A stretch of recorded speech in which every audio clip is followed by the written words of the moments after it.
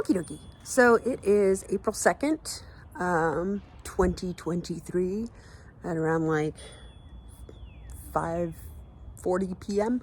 Graham and I just got back from Chattanooga. We went to go see the Mountain Goats play, and a great show, fantastic show. And we came back and it was still broad daylight, so I decided to go check on my plant babies on the patio, and I started to see everything kind of leaf out a lot more. And so I started wandering around the flower beds and everything and started seeing stuff pop up. So let's go frolic in the springtime garden. So here is my patio setup. I cleaned it up a couple of days ago so I could get everybody out here, and I got most of my plant babies outside.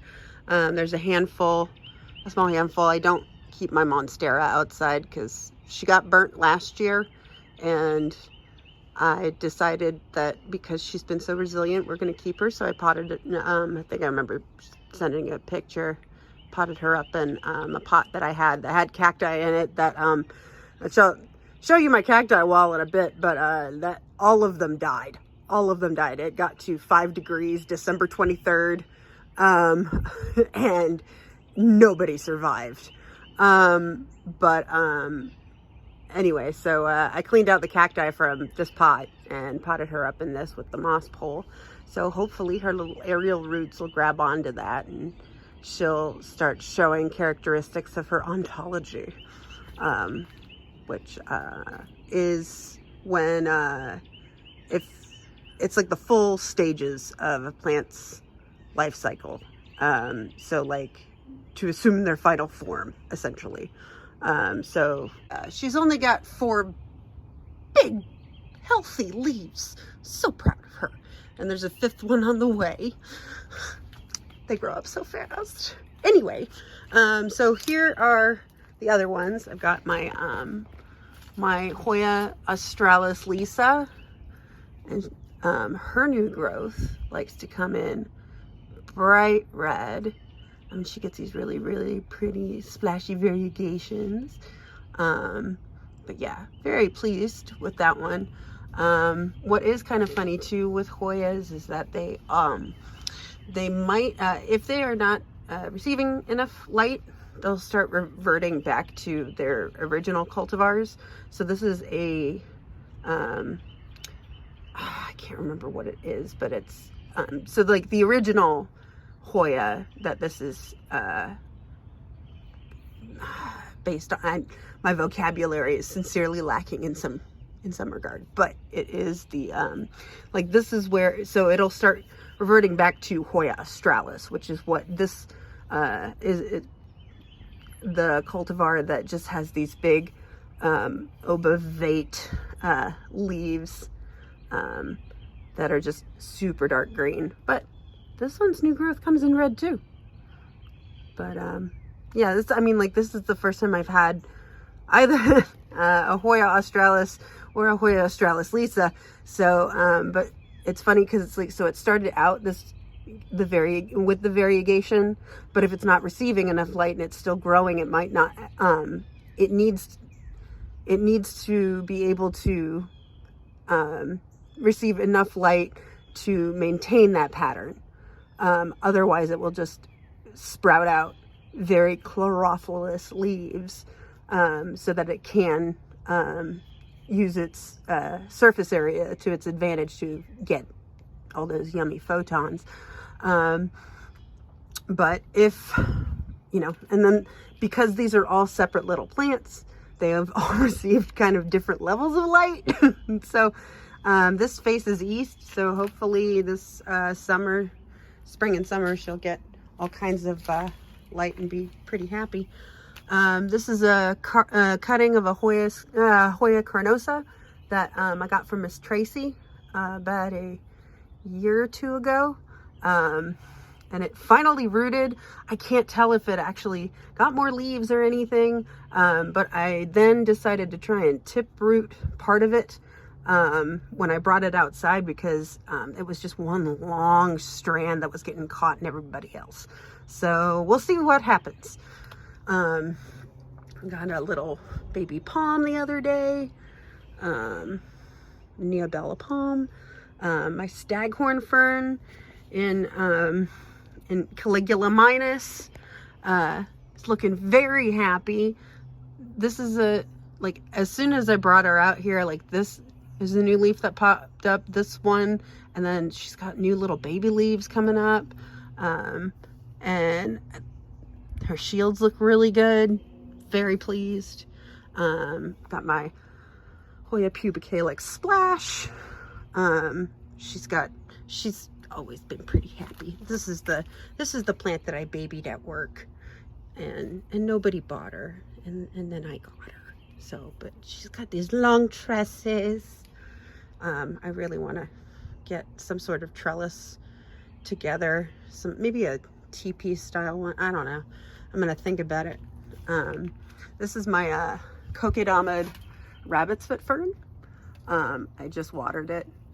Cool thing about this little macrame thing I made is that I can just soak the whole thing and just hang it right back up, because it was sitting on the kitchen counter, but I wanted to see, because since this faces east, I wanted to see how much light it could actually get and grow a little faster, because it's growing on the western side. It was slow. She was happy, but she was getting way more new growth in the roots. This is one of my favorite house plants because it looks like a giant tarantula, and I really love watching people freak out when they see it. It's such a little prank plant, and it's so delightful to just see these big fuzzy root rhizomes. They're just wonderful and whimsical, and it's like finding little windows into nature's sense of humor. So I've got my Crimson Queen Hoya down here, another one that gets a lot of variegation. So the thing about variegation is that the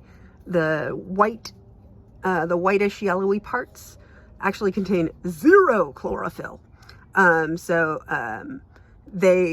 All of the green part of that leaf is pulling double duty as far as absorbing light. Which is kind of bananas. Like, this leaf doesn't do anything. It just chills out and looks pretty, which is just amazing. Yeah, so these ones will also require a higher amount of light because of that variegation. Same thing here with its sister, the Crimson Princess. You can tell the difference between the two because the variegation is on the outside of the queen, and then the variegation is on the inside of the princess. And she gets all these really pretty pink stems. But yeah. So she's also a recent acquisition.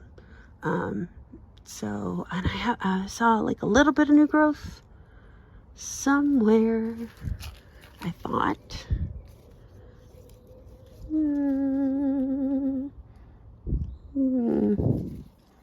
don't know. Well, maybe I'll find it later. But yeah, we also had apparently had some stormy weather because nature did an eviction. I found this here bird's nest that was fashioned together with feathers, pine needles, and some trash. But look at those feathers. They're just cool. But I didn't see any eggs or anything, so hopefully it wasn't too bad. Maybe it was a starter home. I hope insurance covers it. Anyway, back to got some seeds I'm starting over here. You know what? I will pause it right here.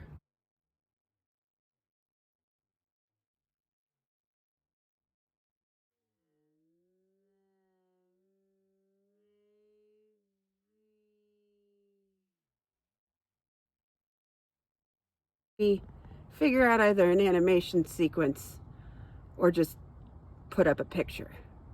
And then as we move over here, I moved the clematis.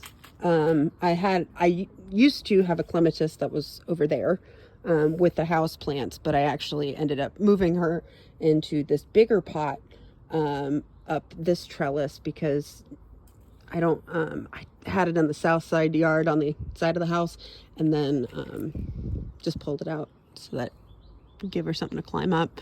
And then this is just some saxifrage flowers that I used, broken off mosaic tiles as rocks, because I have so many of the, like, so many of the tile-y bits have fallen off this pot that I've just collected all of them, and eventually I will get plaster and redo it, but tomorrow is another day, and another day, and another day. So anyway, I put lettuce seed in this bed, various lettuces, spinach, I think collard greens, and arugula.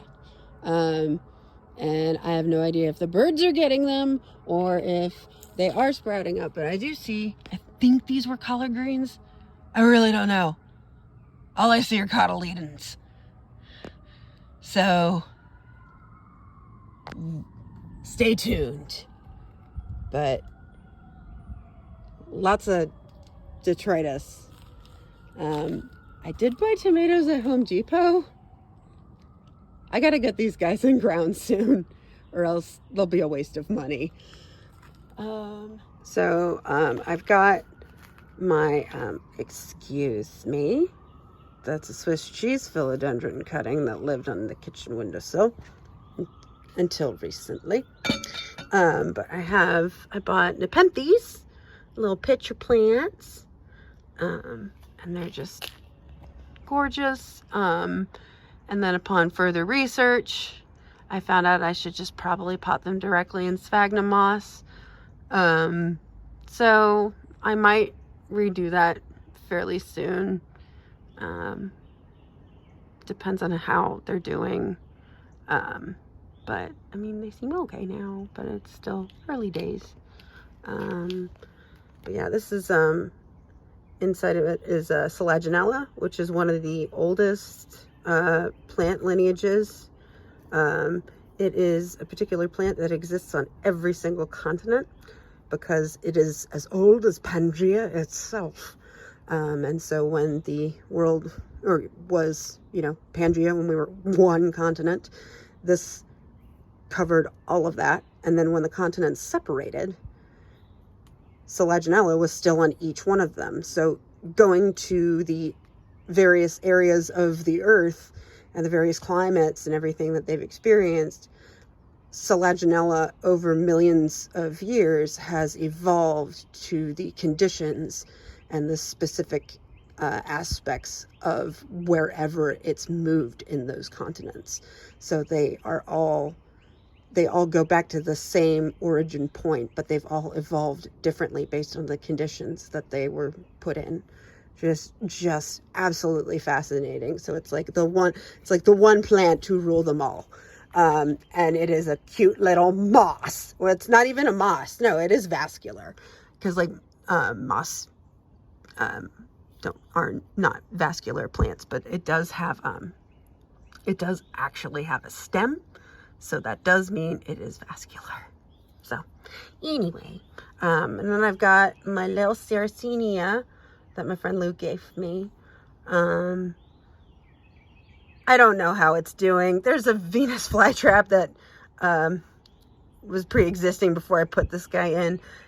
He is getting new growth, so I'm optimistic. They from my understanding, they do like boggy conditions, which I thought this nice wet and gets quite warm area would be boggy enough. We shall see. I may kill these little guys. Oh, and this is a Drosera, known as a sundew. It's another carnivorous plant. Yes, this is my carnivorous garden. Should have been a little bit more straight up with that. So all of these little guys catch bugs.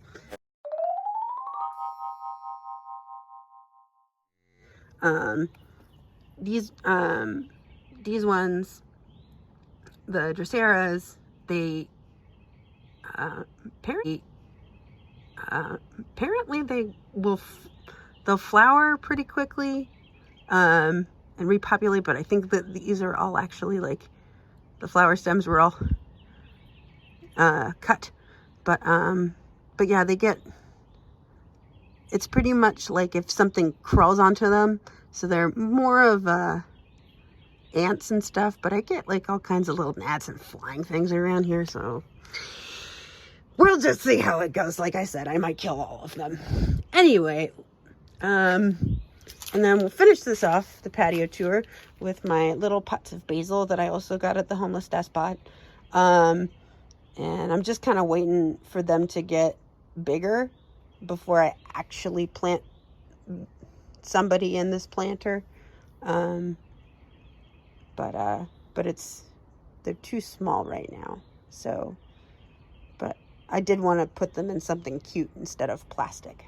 So put them up in terracotta and then stuck them in some more soil so I can just pull out the pots and put them in there. So anyway, let's go traipse around on some wood chips. So here we are in my little flower bed.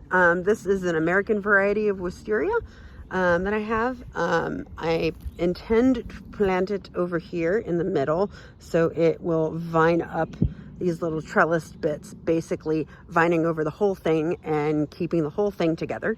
It is about to flower. It has looked like this for about a week, maybe a little longer than that, probably a little longer than that. I have no idea. Their concept of time and mine is so different, but I'm very excited to see those flower, and they smell so good. I potted up some more stuff in these planters that I got at the Life Cycle Rebuilding Center. This is some variety of penstemon. Penstemon digitalis, foxglove beard tongue. I got it at the Wild Center. I bought a bunch of stuff there. There's some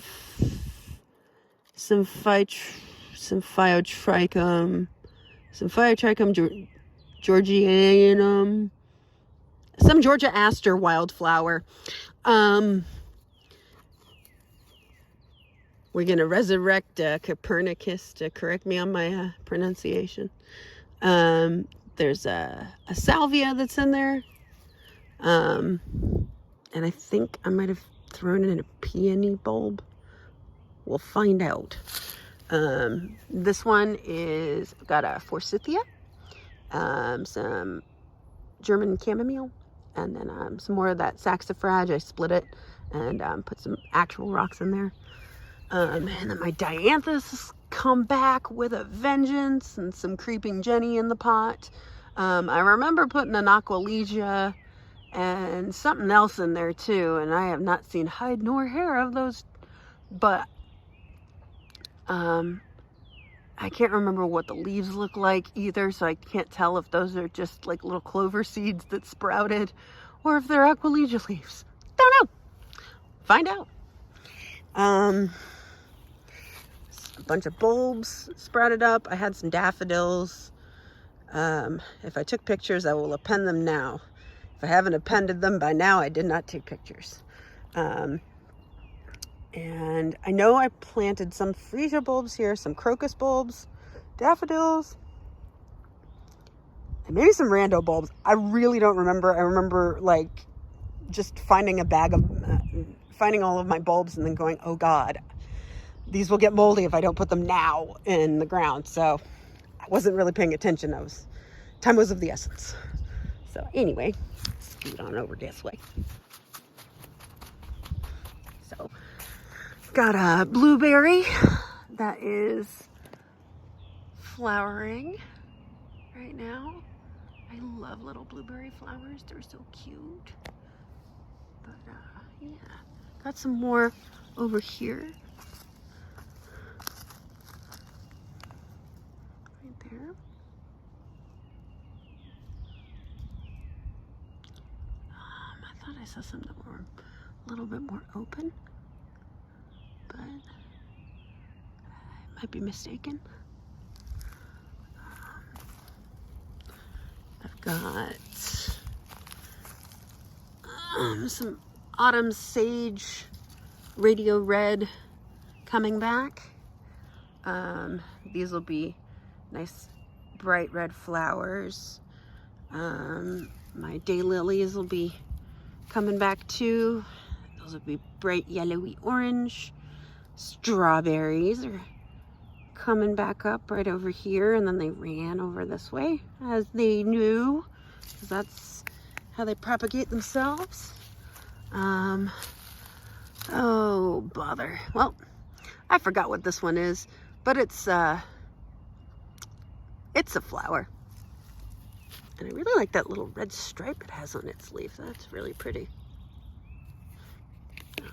I'm looking at one of the things that I had. I'm like, I can't remember if it's a perennial. Oh, it is. Okay. Well, I did get a cranesbill geranium at some point last year, and I don't know if it's coming back up. We'll find out. There's another blueberry that's also flowering. It's also flowering. Good Lord. Teeny flowers. There we go. These little green things. Little pink centers. I'm really excited here because this is my favorite flower is this Gabeosa. They're just cute little daisies with like really delicate little petals. But I've got 3 little flower heads coming right up over here. Just popping right up. I know that I did put some more Scabiosa in those seeds. I can't remember. My butterfly bush is coming back up. The Buddleia. It'll be these big fuchsia flowers. Or magenta. Yeah, they're more magenta. Oh, I forgot what you are. Oh, it's catnip. Yep. That's Nepeta Catarica. Nepeta Catarica. There's a Corsican mint I put in here at some point last year. I think everybody's still kind of waking up. So I think I don't know what that is yet. It might be a verbena because it kind of, I remember putting a verbena here at some point. Oh wait, no, that's another Scabiosa, I think. I split that. That's right. Huh, really cool. Sweet. Anyway, I planted some dahlia bulbs a couple weeks ago, and I think they're doing pretty well. Like, they look like they're getting nice and established. And I also put in a whole bunch of other bulbs from different allium flowers and peonies and crap. Well, there's a bunch of bulbs, bunch of different flowers. It'll be really cool. It'll look less like dirt in the coming weeks. And my pear tree, happy with leaves. Its pollination partner, happy with leaves. These just exploded overnight. Like I was just over here and I was like, where are the leaves? Oh God, I hope the cold didn't kill it. And now, well, it seems to have bounced back.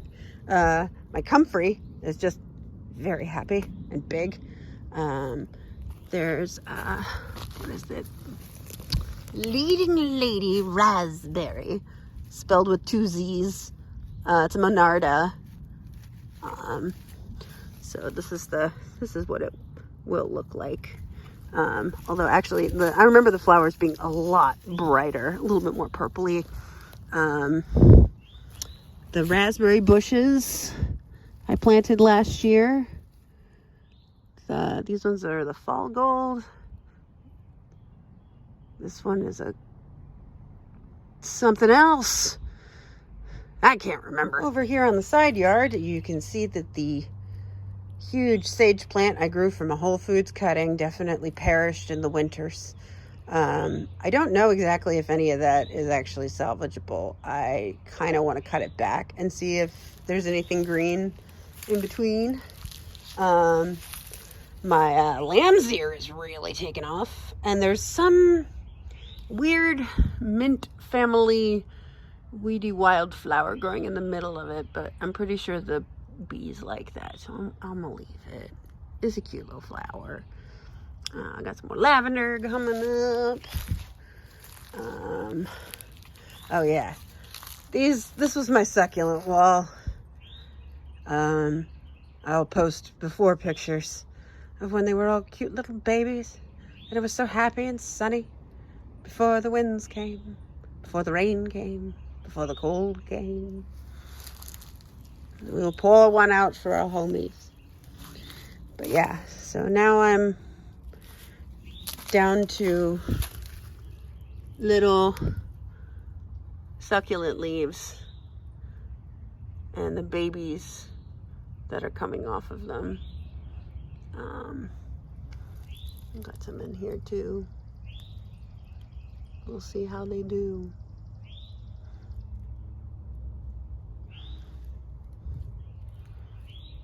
Such a shame. But I am going to try to do some sort of fairy garden with succulents and stuff in this area, because it is pretty sunny, and it would be really cool to actually have like cacti growing in the ground. Anyway, here's the last little bit. The azaleas are definitely dying down, because they did look spectacular before, because I did prune them quite a bit last year, so they got a whole bunch of new blossoms on them. They were quite happy. Woo! Woo! Yay! So my David Austin Graham Thomas rose, very happy, except for these leaves. I don't know what happened to you. Might have gotten cold or burnt, I don't know.